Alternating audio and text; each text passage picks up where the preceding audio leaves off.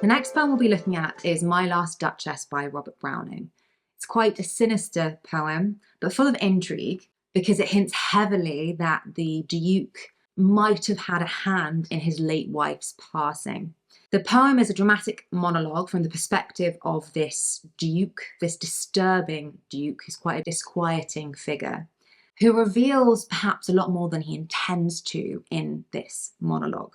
And he illuminates a certain type of patriarchal possessiveness and desire to assert complete control. We will, as usual, read through the poem, we'll briefly discuss what it's about and its context, and we will then annotate it together.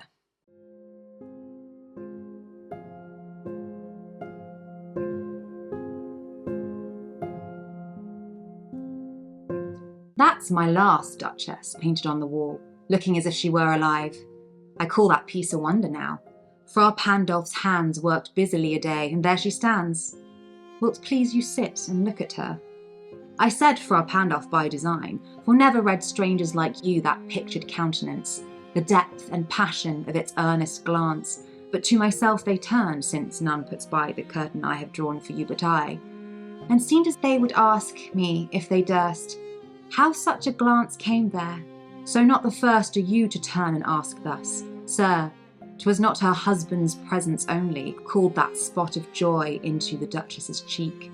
Perhaps Fra Pandolf chanced to say, her mantle laps over my lady's wrist too much, or paint must never hope to reproduce the faint half-flush that dies along her throat.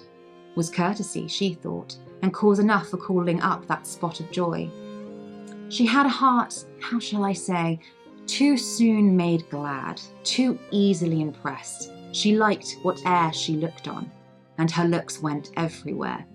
Sir, 'twas all one, my favour at her breast, the dropping of the daylight in the west, the bough of cherries some officious fool broke in the orchard for her, the white mule she rode with round the terrace, all and each would draw from her alike the approving speech, or blush at least. She thanked men, good, but thanked, somehow I know not how, as if she ranked my gift of a 900 years old name with anybody's gift. Who'd stoop to blame that sort of trifling? Even had you skill in speech, which I have not, to make your will quite clear to such an one and say, just this or that in you disgusts me. Here you miss, or there exceed the mark. And if she let herself be lessoned so, nor plainly set her wits to yours forsooth and made excuse, even then would be some stooping, and I choose never to stoop. Oh, sir, she smiled, no doubt, whene'er I passed her, but who passed without much the same smile? This grew. I gave commands. Then all smiles stopped together. There she stands, as if alive. Will't please you rise? We'll meet the company below then. I repeat, the Count your master's known munificence is ample warrant that no just pretence of mine for dowry will be disallowed. Though his fair daughter's self, as I avowed at starting, is my object. Nay, we'll go down together, sir. Notice Neptune, though, taming a seahorse, thought a rarity, which Claus of Innsbruck cast in bronze for me. So what's happening in this poem? In this poem, the Duke is addressing somebody in his monologue. We're not entirely sure who, but it's perhaps an emissary who works for the father of the Duke's next bride, because he's looking for his next bride. And the Duke reveals to this person he's addressing the portrait of his late wife. And it's clear he controls who looks at the portrait of his wife. It's kept behind a curtain and he reveals it. And as he describes his wife, it becomes apparent that she conducted herself in a way that he disapproved of. She blushed with other men, she smiled at everyone, and she didn't give him enough adoration and enough gratitude that he had given her this 900 years old name, that he'd made her Duchess. He claims he wasn't eloquent enough to tell her to stop behaving in this way, and so instead he gave orders, it's hinted, to have her done away with.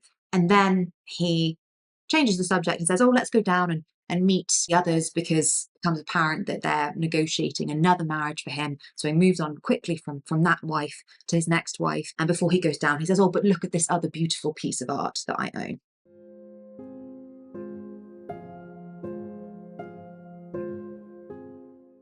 Robert Browning wrote this poem in 1842, so in the Victorian era. And he spent his life loving Italy and the culture of Italy. In fact, he would move to Italy with his wife, Elizabeth Barrett Browning, a few years after writing this poem. So it was written in the Victorian era, but it's set about 300 years earlier than that. It's set in the Renaissance era in the 1500s. And it's based on a real-life figure, the Duke of Ferrara, who was married a number of times, and his first wife, Lucrezia de' Medici, passed away at a very young age, at the age of 17, and there were suspicions about her death. People wondered whether perhaps actually she was poisoned. So that's what it's based on. By setting it in a different era, Browning is able to critique and explore patriarchal values of society without it necessarily being a criticism of his contemporary society. Remember, Browning was living at a time when men and women were treated very differently. Women were essentially second-rate citizens. Women were considered to be the property of their husbands, and anything that they owned went over to their husbands when they married them. The men went out and dominated the work sphere, and the woman's place was the domestic sphere, where she acted as the angel of the hearth and kept the home lovely for the husband, and it was her job to be the moral compass of the husband. But as the Industrial Revolution was happening and as more, especially lower class women were starting to work, not that long after this would start to be the women's suffrage movement. So by setting it earlier in the Renaissance period, Browning is able to perhaps critique the patriarchal values that see women as possessions, that see women as objects that are owned by their husbands, and explore that in a way that is subtler than if you were to set it in the Victorian era.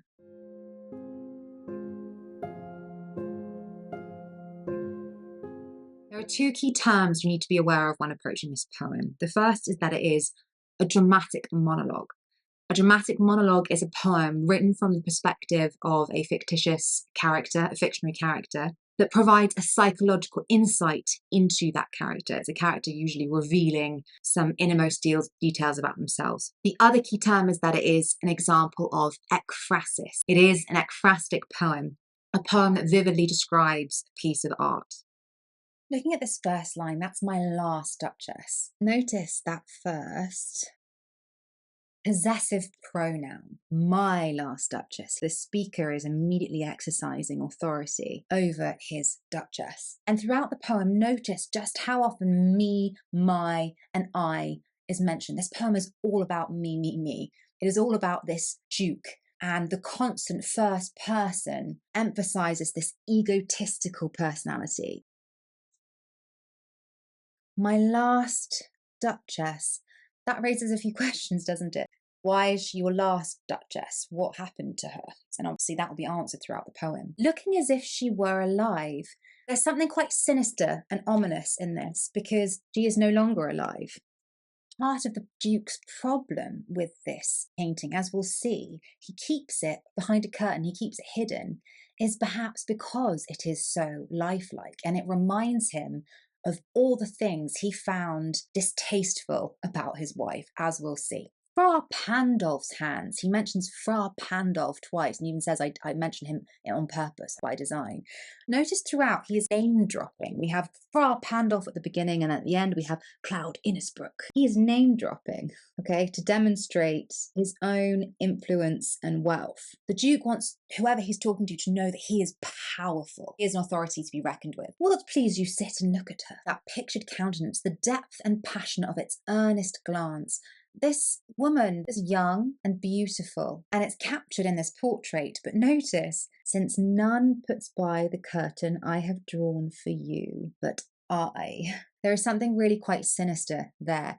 He controls who sees his wife. So he seeks to, even in death, assert complete dominance over his wife. And it seemed as they would ask me if they durst is the past tense of dare. And that is showing that he is actually quite an intimidating figure. People don't dare ask him things. Sir, 'twas not her husband's presence only called that spot of joy into the Duchess's cheek. The Duchess is blushing, and the Duke's problem with that is he is not the one who made her blush. It is in a way betraying a bit of an insecurity about the Duke, a bit of paranoia. The Duke wants to be the centre of his wife's world, be the focal point of her universe. He can't stand that actually it might be other men making her blush or other people getting joy from her. He wants to be the focus of all his wife's blushes. Faint half flush that dies along her throat. Again, this blush, and there's quite a lot of beauty in that image. It implies that she is beautiful. And the fact that Fra Pandolf is able to recreate that, it shows how lifelike this portrait is. And we have that term again, ekphrasis. It is an ekphrastic poem. It's about a work of art. Notice throughout this poem, and we've already seen a lot of it, we have a lot of breaks. Do you remember what we call those? We call those caesuras. We'll come back to that in a second. A lot of breaks in line of poetry, which makes his speech a bit fractured, a bit disjointed, a bit fragmented, in a way that's showing a lack of control. We'll talk about that more in a second. He's talking about his wife now. She had a heart, how shall I say, too soon made glad, too easily impressed. She liked whate'er she looked on, and her looks went everywhere. The Duke's problem with his wife is that she was too easily pleased. That's what he found so distasteful. That's what he disapproved of so much. And the irony is, the more the Duke talks about the things that he disliked about his wife, it makes us, the reader or the listener, like her more. She seems like an engaging person, a person who is very amiable, who finds a lot of joy in the world. So it paints her as a pleasant, amiable person who's easily pleased. And the Duke doesn't like that. Duke disapproves. 'Twas all one. My favourite her breast, the dropping of the day. So all these things brought her joy. Dropping of the daylight, so sunset.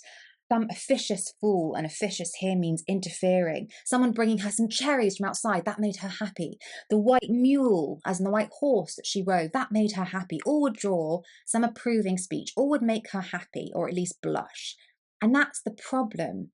He wants all focus to be on him. He wants her to dedicate her entire life to him. She's not allowed to show these favours to other people or to other things. All of her focus needs to be on him. She doesn't pay him enough attention at the moment. She thanked men, good, but thanked somehow, I know not how, as if she ranked my gift of a 900 years old name with anybody's gift.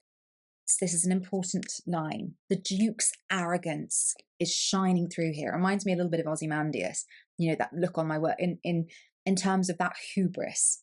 He expects his wife to be much more grateful. He expects his wife to think that he has given her everything because he's made her this duchess. He's given her this gift of this ancient, powerful, noble name. He believes his wife should have been more grateful and adoring. It also shows how much weight he puts on status and authority. He thinks that's much more important than anything else. That this gift of the status that comes with being the Duchess, that deserves so much more gratitude than the white mule or the cherries that it's given to her or the sunset that she's witnessing. Who would stoop to blame this sort of trifling? Stoop here, he means who would lower themselves. So all of these things of hers are beneath him. Her showing too much pleasure to everybody else, blushing at too many people, smiling at too many people. Who would lower themselves to tell her off, essentially? And then here he says, he even had you skill in speech, which I have not, to make your will quite clear. So even if he was eloquent enough to tell her off, that wouldn't have made a difference. And he would, even then, would be some stooping, and I choose never to stoop. He'd never lower himself, even to tell his wife off. And up here, and say, just this or that in you disgusts me. Disgust is a really strong word. It's interesting, this is a poem about art, and things that are beautiful, and this word disgust comes into it. She disgusted him by showing so much joy and so much kindness to other people. And here, I choose never to stoop. We have that pride again. He's too good even to tell her off. Oh, sir, she smiled, no doubt, whene'er I passed her, but who passed without much the same smile? Again, some paranoia and insecurity is shining through here again from the Duke. And we have these ominous 3 sentences here then. This grew, I gave commands, then all smiles stopped together. Her behaviour grew, the way that she conducted herself, it grew more frequent. The semi-comma placement here is really effective because one leads on from the other. Her behaviour grew. This led him to give his commands. And here it is heavily implied that the Duke gave the orders for her to be done away with. Of course, he wouldn't do that himself because he wouldn't stoop to that level. He's too far above that. He's too noble. And he repeats, there she stands as if alive. Again, that ominous sense because we know that she is no longer alive. And now, straight after this, we know that it's because of him. And then he changes up. Will you please to rise? We'll meet the company below. So enough of that. We'll stop talking about her. We'll go downstairs to meet the others. And then the Count, your master, so the master of the person he's talking to, his generosity, a dowry, is the money a groom is given from the father of the bride once they get married. He is just worried about then the money that he will get from his next wife. So all he worries about with the next wife, the next person he marries, is how much money he's going to get from her. We're not told her name, just like we're not told the late Duchess's name. We're only told the names of the famous artists so that he can impress this emissary with how much influence and power he has, that he can commission this art. Notice Neptune, though, taming a seahorse. Neptune, or in the Greek name Poseidon, is god of the sea. Does this mean he sees himself as godlike? Is this taming meant to be a metaphor for the taming of his wife as well? And we have this name dropping, this Klaus of Innsbruck like Frau Pandolf. We have those telling final 2 words, for me. Remember, the whole poem has been about me, my, I. He is so egotistical, seeks to dominate all aspects of his wife's life so that he is the centre of her universe, just like he feels he ought to be the centre of everyone's universe. Let's think about the poem's structure. In terms of its rhythm and metre, it is in iambic pentameter, which is the most traditional of metres in English poetry. That could be to reinforce the traditional, more conservative perspective of the Duke. It could also be to remind us of his nobility. In Shakespeare's plays, he would distinguish between the nobility and the common folk or the everyday folk by the fact that the nobility would speak in iambic pentameter. And that makes sense considering how much emphasis the Duke puts on his 900 years old name. In terms of the form, what is noticeable and distinct is the lack of stanzas. It is a very long 1-verse poem. That helps create this sense that we are being given a stream of consciousness from the Duke, this insight into his mind, this window into his mind. He almost rambles and gives away a lot more about himself, and that's mirrored then in this long rambling verse. The other thing that's noticeable is that the poem is peppered with breaks, with caesuras. Remember, a caesura is a break in a line of poetry, usually indicated by a piece of punctuation. There are multiple dashes. There's a lot of enjambment, which means actually the breaks aren't coming where you expect them to come at the end of the line. They're coming in the middle of the line. And that interrupts the flow of his dramatic monologue and also makes it quite unpredictable, which consolidates this perspective we're getting of the Duke actually being quite insecure and paranoid when it comes to his wives and how he's perceived. And what's interesting is if you think the whole point of his speech to this person, this emissary, is to convince them of his power and authority and control, actually the unpredictability of his speech and how many breaks there are, the dashes, that conveys a distinct lack of control, which undermines this perception he's trying to create. I hope this was helpful for your revision. Quite a long poem, as we discussed, this dramatic monologue that conveys this sinister possessiveness. But in a way, the Duke has proved to be ironically mistaken in his perception of his own power. Throughout the whole poem, he is desperately seeking to demonstrate his own control over this portrait, this lifeless imitation over the wife that he couldn't control in real life.